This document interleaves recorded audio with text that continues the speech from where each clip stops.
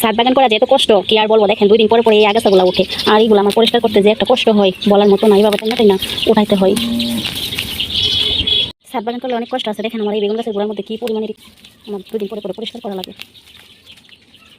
এই যে এখানে আরেকটা বেগুন গাছ দেখেন, বেগুন কিন্তু সবগুলো তুই ধরে, তারপরে কি করবি, পরিষ্কার করা লাগে। একদিক থেকে ভালোই হয়েছে, এগুলো হচ্ছে আগাছাগুলো পরিষ্কার করে তারপর হচ্ছে এই ঘাসগুলো হচ্ছে আমি আমার হাঁসের দিমু, তো কেটে কেটে দিমু। দেখবেন আপনারা আমার চীনা হাঁসগুলো আবার এগুলো খাইতে খুব পছন্দ করে।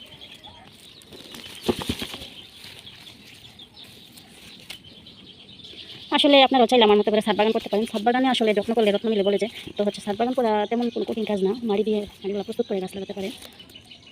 এভাবেই আমার প্রত্যেকটা গাছের গোড়া থেকে আমি হচ্ছে আগাছাগুলো পরিষ্কার করতেছি।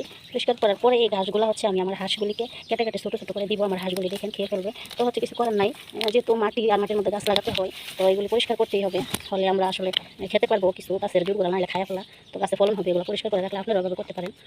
এই যে দেখেন আমার হাঁসগুলিকে আমি এভাবে কেটে কেটে হচ্ছে দিব আমার চীনা হাঁসগুলোকে, আমার হাঁসগুলি আবার এগুলি খা, তো হচ্ছে এভাবে কেটে কেটে সবগুলো দিব।